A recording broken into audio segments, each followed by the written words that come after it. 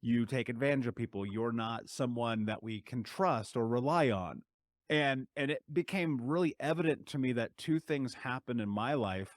One is I became the polar opposite of all of those things over a long enough period of time, let me be clear. But two, I noticed that a lot of the people who I thought, quote unquote, I was friends with that mattered. And it's not that they don't matter. It's just like they weren't bringing value to my life. They're bringing no substance. I think people feel so often, and I'll speak for myself. I felt so often at the time, especially in the beginning of this, like the most important thing for me to do was make everybody like me, was to feel like I mattered because they thought I mattered. So with relationships being first, Anna, why don't we dive into that, and why don't you clarify, A, what do you mean by relationships, and then how do they play into this game of life? So many people, as you were labeled, right? It's like you're not a good friend, which means like you're like toxic or something, right? So a lot of times people come to me and say, "Oh, I have this toxic environment." I'm like, "No, you do not have a toxic environment. You have people around you who are in a tremendous amount of pain. And to help with that, first of all, you don't have to take over their pain. And then you have to see their pain to separate from it and to see where the triggers are. But in case of relationships, we're talking about a simple thing. Number one, misconceptions, like you have to make everybody happy before you are happy. And this happened during COVID and it got accelerated because guess what? Now that you can make anybody happy and you love yourself, you realize that you are the one hurt, there is nobody else to blame. And the second thing that I see all the time is that most people do not know that there are four types of men and four types of women in the world. I know we all want to be unique and different and all of that. I am one of the four types of women. Okay. And Michael, you are one of the four types of men in the world, right? And when I teach this, the four types of men and four types of women to my clients, they realize that each type has its own values in life, has its own way of thinking, has its own priorities in life, right? And because they realize that, now they don't blame themselves or the other type for a different way of thinking or a different approach, right? I have a lot of women that come to me and they said, "Oh my God, my husband abandoned me and left me with this kid. And, he never cares about me and never pays child support and stuff like that." And I asked them, "Is that an airman?" Right? And they're like, "What do you mean?" It's like, this has this characteristics of a man who likes freedom, who likes business, who likes money. Yeah. Well, that's not a man for the family, right? So if you know this from the beginning as a woman, right, that this particular man is not built for family, you're not going to worry about marrying him. You're not going to worry about having a kid with him because that's not the proper man. And that's not to blame that type of man. It's just that man has different values in life. And you cannot change people. You can only accept their values and maneuver towards what you want. After two divorces by the age of 38, I found the relationships that I teach today the most enlightening to absolutely everybody because we all go on misconceptions about love, thinking that love is just going to come in and is just going to complete us. And after 2 or 3 years, we found out that it's actually the opposite. It's here to hurt us. And that's because we don't understand the four types of men, the four types of women, the archetypes between them, and how people don't come into our life to hurt us. People come with different values. We think that everybody thinks like us. That's the only problem, right? So here is like, I think everybody should think like me. And then no wonder, no, not everybody thinks like me. There are another three types of women in the world. There are another four types of men. So here I teach people, listen, what do you want? Well, I want this. Okay, this is the type of person you want. To get this type of person, you need to be this, right? So here is how do you arrange yourself in the system of life, in the cycle of life, to find what you truly want and how you can be complete. Don't expect another to complete you. So in kinds of relationships, I find the most illuminating thing in the world these kind of four types of men, four types of women. We had somebody a young kid. Like, I think I'm depressed. I went to 1,000 dates and I can't find anybody. What is wrong with me? I'm like, I don't think there's anything wrong with you. I don't think you're depressed either. I think you don't know who you are and who you're looking for. Here, do this 3.5-hour course and then call me. After 2 weeks, he called me and said, I already found, after 8 dates, my fiance. I was like, okay, well, I guess the course worked for you. Okay. You didn't have to even have to ask for advice, right? Because if you don't know who you're looking for and who you are, you're going to end up in messed up relationships. There are 4 types of relationships that don't work and 2 that work. If you saw one type that doesn't work, you're going to end up in the other 3 that don't work, because this is how the cycle works. You need to learn from all 4. So here I give a formula to people here. Listen, forget about what doesn't work. This is what works. So just do it, period, right? And everybody said it's too easy. Okay, try it. It is easy, but it's going to save you from 2 divorces. It's going to save you from 20 years of your life of worrying about other people not liking you. That includes not only your partners, your boss, your parents, your kids, your coworkers, right? Because relationships is everything. These 4 types of men and women, they're in everything, not necessarily love partners, right? But a lot of people come to me because they're heartbroken and they're afraid to find other people because guess what? They don't know the system of how to master relationships. So that's what I found it the most enlightening thing in the world. Most people are not even depressed. They just have been heartbroken and they don't know how to find themselves in the relationship with themselves or others, or how to find the person that they really want in life. Yeah, and I want to go into what those archetypes are a little bit more, a little bit deeper.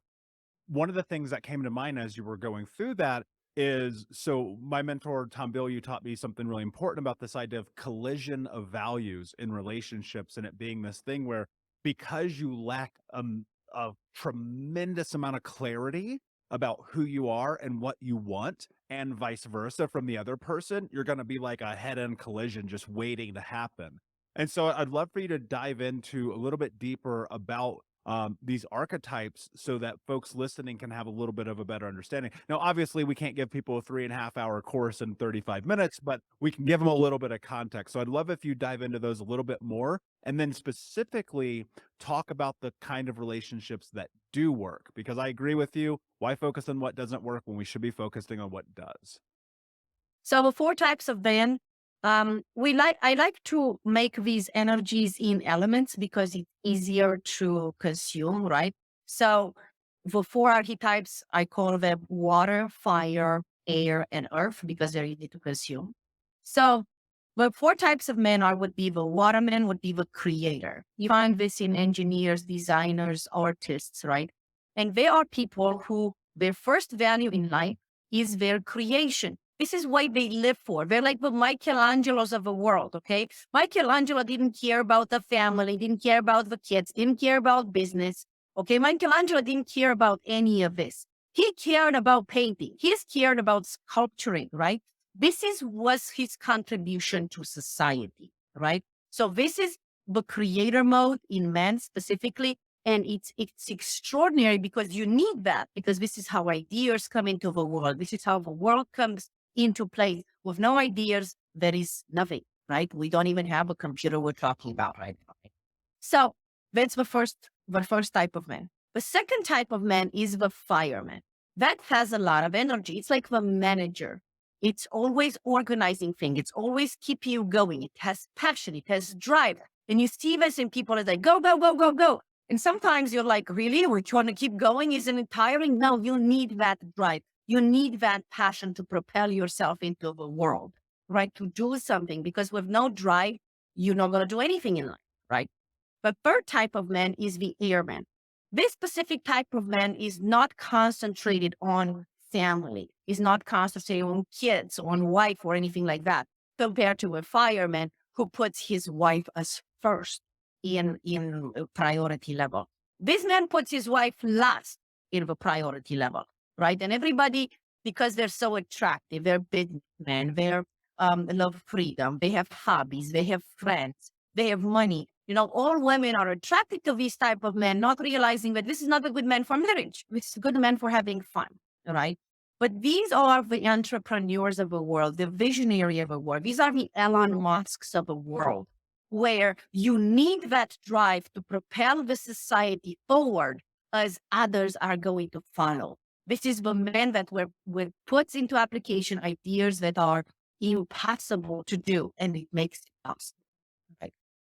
And the fourth type of man, it's the earthmen.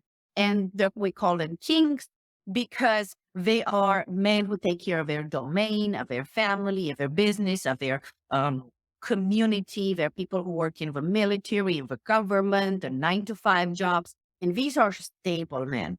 They also can be extremely aggressive if they have a lot of trauma. And these are the men that women are afraid of because they're aggressive. But this is only one type of men in the world, right? So this is only 25% of men. So this is why, here, who do you want in your life? Go and pick it if you know who you want, right, in your life, instead of just waiting for what to come up. And guess what? It comes up to hurt you. Now let's talk about the 4 types of women, because I know that comes up too. The first type, the water woman, is the princess.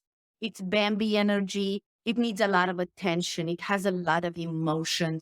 It also has a lot of love within. It's like these little young, stupid women that are always smiling and they never worry about anything. But they are so, how should I say, full of love, and they are so refreshing, right? So into the world, you need that. You don't need all the time tension, tension, tension.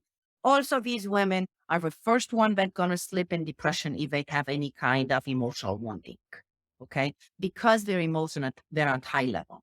The second type of woman is the mistress. You see them in actresses. They're dressed sexy. They're all the time on high heels. They're all the time looking good, right? For themselves. They like attraction. They like to be exquisite, right? To be admired. They like that, like Angelina Jolie, right? They like these kind of things.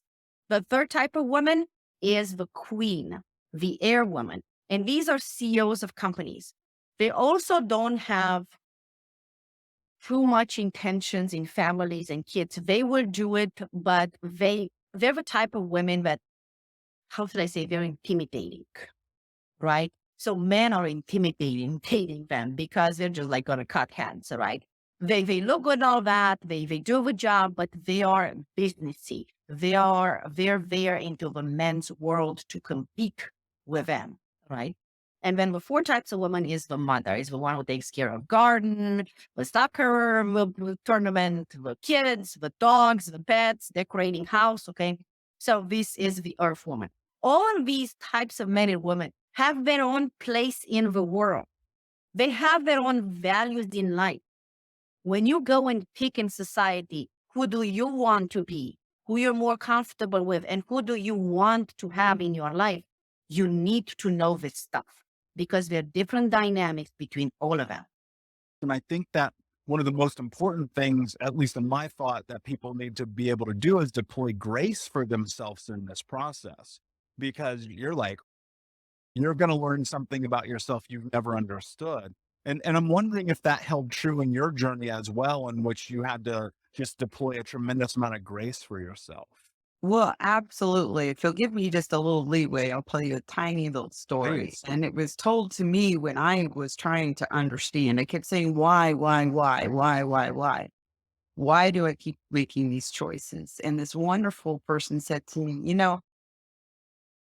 you live in a pile of, that's what you live in. And you know the pile. It stinks. It's nasty, but you're familiar with it. You know what that pile of is. And then some wonderful person comes along and says, do you see the flowers over there? If you just climb out of the pile, there are flowers over there and there's ice cream, and you just get out of the pile. And what I did was say, no, I can't get out of the pile of because I know the pile of it stinks, it's nasty, but I know the pile of shit. I don't know those flowers. I don't know all of that chocolate and fun and freedom. And I don't know and understand that. That's frightening to me. What I know is the pile of And she said, as long as you believe that it's okay to be in that pile of, you're never going to climb out of that pile of shit to go to the flowers, the chocolate, the wonderful feelings, the freedom, the love, the care, the spiritual connection, as long as you believe that it's okay to be in there. So I had to change my belief. And that, in its own right, I really truly believe just is a process of just doing it every single day, day in and day out. And I'm sure, like me, you probably screwed up more times than you can count trying to get to where you are today. But Yes.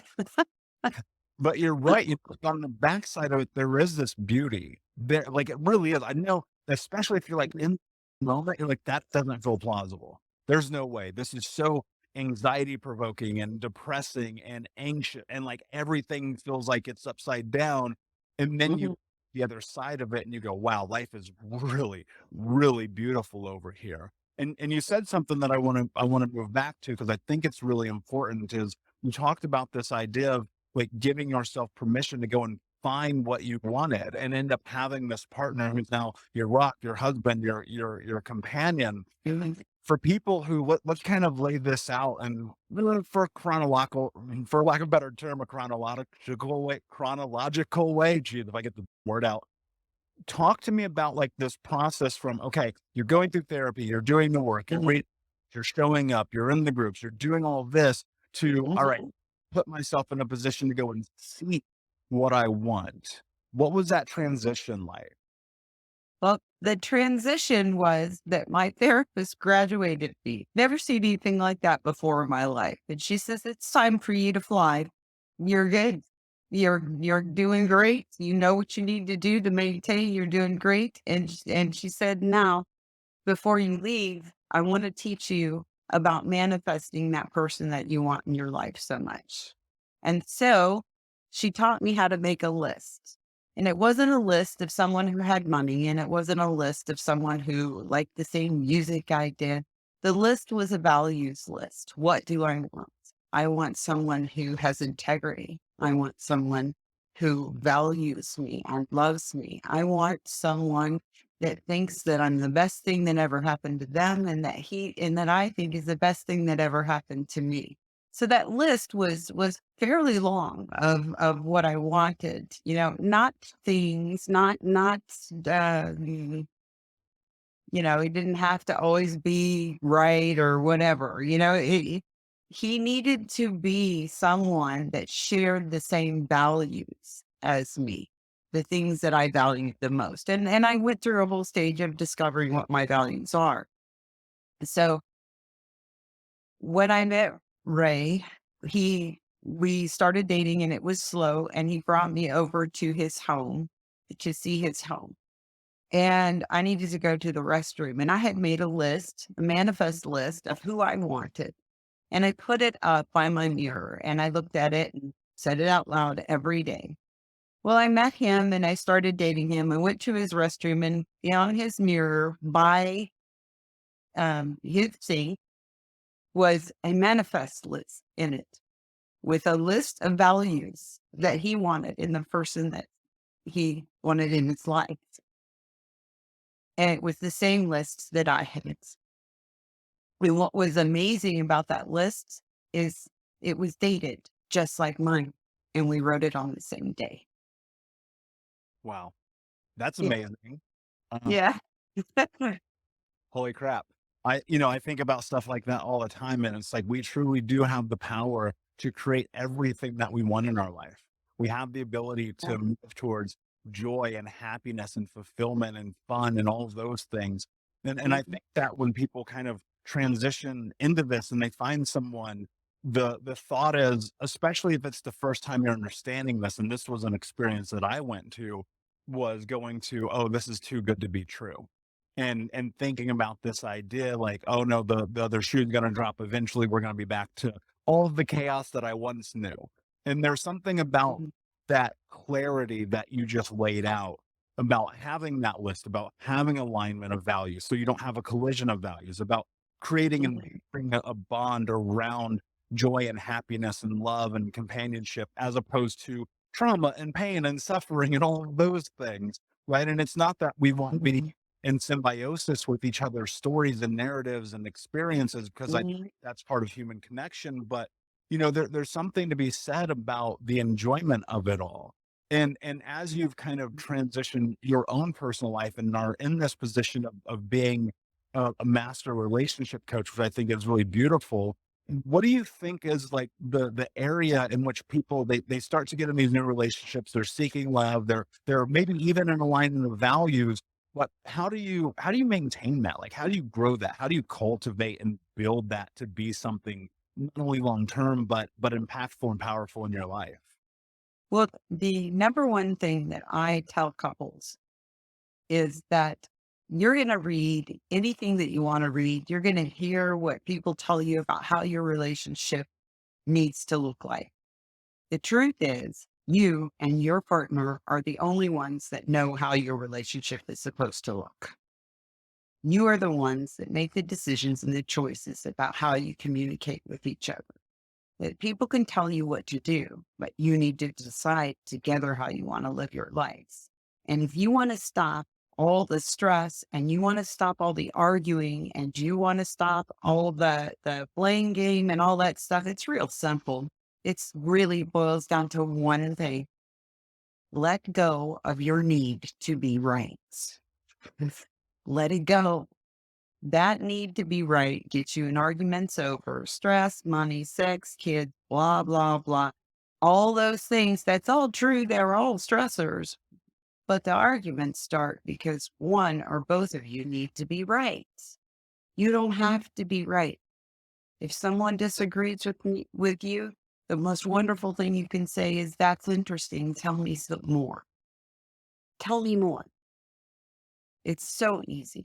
It's not easy to be in a relationship. And I will tell you, if you don't have conflict between the two of you, then you really are in trouble, which is for someone who has been in an abusive relationship, you don't want to be hurt, abused, and that's true. But peace is not the answer. If it's everything is happy-go-lucky and there's no arguments and there's no conflict in your relationship, you both are dead and you're not growing. You gotta argue. You gotta grow. You gotta have fun together. You need to enjoy each other, play like your kids. Don't forget that. I know that children who are in abused situations, we feel like we have to grow up, that we're not allowed to play anymore. You're not in the abusive relationship anymore. Play. That is so much fun. It's okay. Be a kid and play because your partner is your playmate. Go have fun. I love that you said that. And like in real time thinking about those words, I'm like, I've never heard anyone say that before. Right. And I think it's so true. It's about, there should be enjoyment and fun and adventure in it. Right. And you pointed to something that I thought was really fascinating as well. There's a couple of places I want to go here. It's talking about like there should be conflict sometimes. I want to go back to that for a second though before, and I'm going to ask you about play as well, but I want to go back to this concept about a little bit of conflict, because that feels, to me in real time, like trying to understand that, it feels like a necessity, having learned and understand that when you're in peace, there's probably a lack of substance or connection or things of that nature. But there are people probably listening. There are people listening right now in the Unbroken Nation who are probably like, that makes no sense to me. Why would you ever want conflict in your relationship? And I'd love if you'd break that down a little bit more and explain why that's actually something viable and important in a relationship. Conflict is about growth. And we as ourselves need to grow. And as a couple, we need to grow. That's how we become. So if you have a disagreement with each other and one likes something or doesn't like something, learning how to resolve that with each other makes it for a better relationship. It makes you get closer. It makes you understand each other better. But it doesn't just do that. It echoes out into your other relationships. It's in a safe place to learn conflict resolution. It's in a safe place where you know that person loves you holds you, cares about you. Even if they don't like something you did, they love you anyway. And that is the relationship you want to be in. So that also echoes because your children now see you doing conflict resolution and still loving each other, even when you disagree. And when you go to work and you're around the people at work, they see that you can do really well in conflict resolution, and they see the hope for them in their conflict resolution. So all that we learn in that little tiny space that between the me and my partner, all that I learned between that space, it echoes into all of my relationships all around me. And learning that conflict resolution in that safe space is where you want to be. What I'm curious about I shall say this first. I've come to realize in just doing my own research and trying to understand my own behavior and the behaviors of other people in this arena specifically is like cheating and infidelity in affairs is like literally never about sex. Nope. Ever. It's like always about significance. It's about self. Sometimes it's about power. Sometimes it's about control, but generally speaking, it's never about sex. And so I think people get caught up on that thing. You said something a few minutes ago that I want to circle back to. You used the word intimacy, and you said that your relationship is more intimate than it's ever been.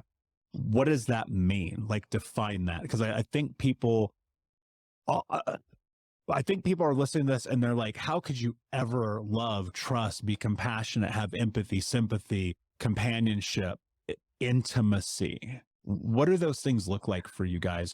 And more so, what were the tools that have led you to that here 5 years removed? Yeah, absolutely. Great question. Because you're right. People think of intimacy as just sex. And it's like, no, that's not it. And I know people are curious, so I'm just going to say it. We always had great sex. That was never an issue.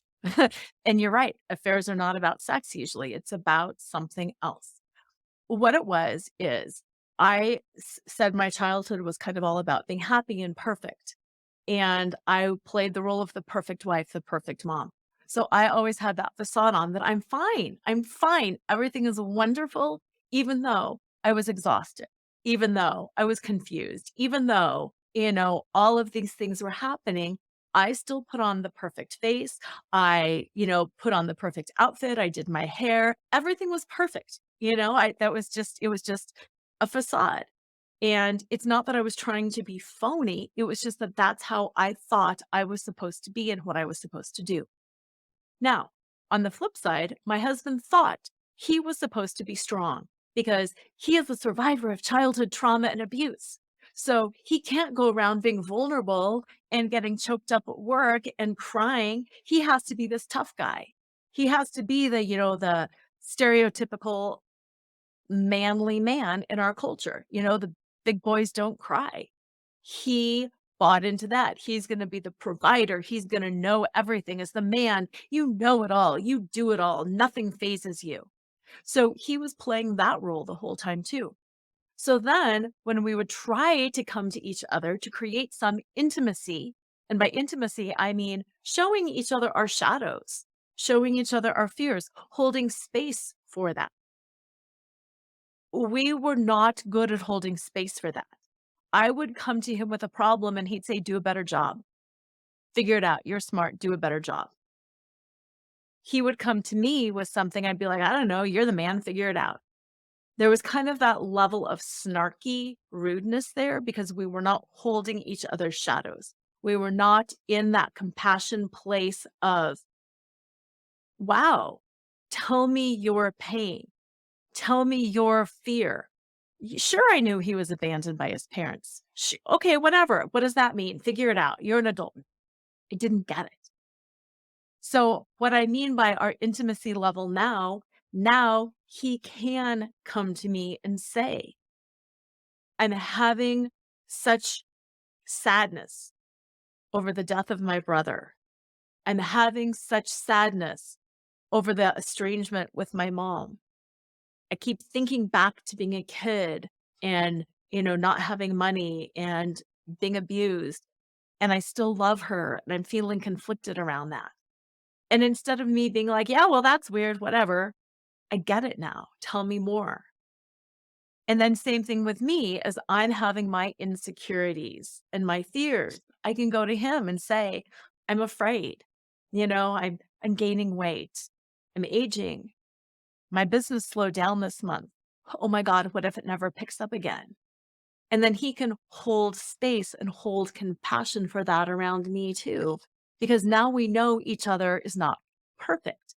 And as silly as it sounds, there were so many years where I was like, I married the perfect man and he is perfect. And he would think, I married the perfect woman and she is perfect. But then inside, we both knew we weren't perfect. So we were always trying to live up to expectations that weren't real. And now I know he's not perfect. And I love that more. And he knows I'm not perfect. And he loves that more.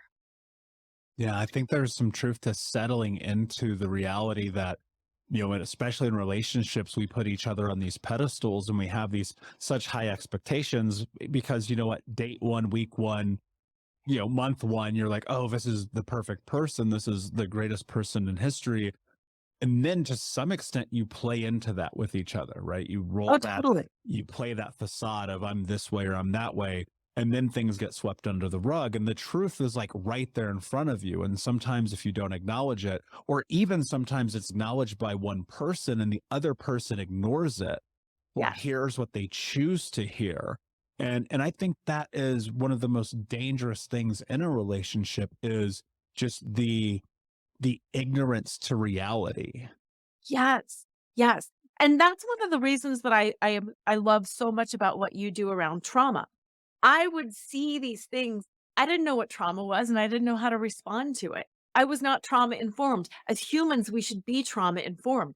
Everybody on this freaking planet is traumatized in some way and we don't know how to deal with it. So then, he's having this huge trauma thing. I don't know what that is. I can't hear you. I can't see you. Go away.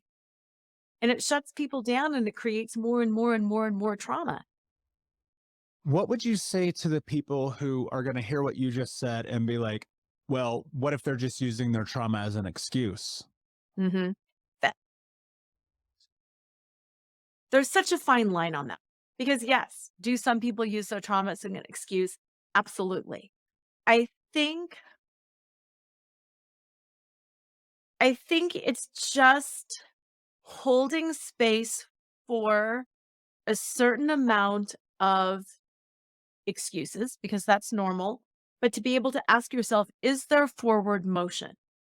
Is there systemic change taking place? Are we really on this journey or is it BS? Because I know through our journey, we would read books, we would see counselors, and then coaches, and then at some point we'd be like, Uncle, I need a month off. Or bad things would happen and we would default into, bad behavior. But there was always that forward motion. And also, you asked about some of the tools. Calling people out is in a loving way is such an important tool. And just the other night, we had a disagreement about something and I called him out and he was like, yeah, you're right. And we have kind of some humorous ways that we do that now. And then just same thing. Then yesterday, he called me out. And then it becomes kind of a game. It's a spiral game that, we're calling each other out in a loving way. We're not forcing and demanding change, but we're holding each other accountable.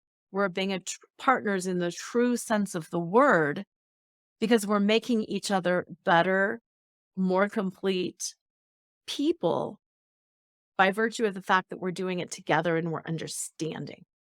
Yeah. What role does the word respect play in all this? I think respect is really important. What role does it play? I don't think you can continue on in a relationship, whether it's a professional coaching, counseling relationship, a friendship, or a relationship, if you have truly lost respect for that person. Now, that said, people can do some things that don't earn your respect. Like, do I respect my husband's cheating? No, he made a horrible mistake multiple times. But do I respect him as a human? Yes. Have I done some unrespectable things? Of course. But do I continue to strive to earn the respect of those around me? Yes.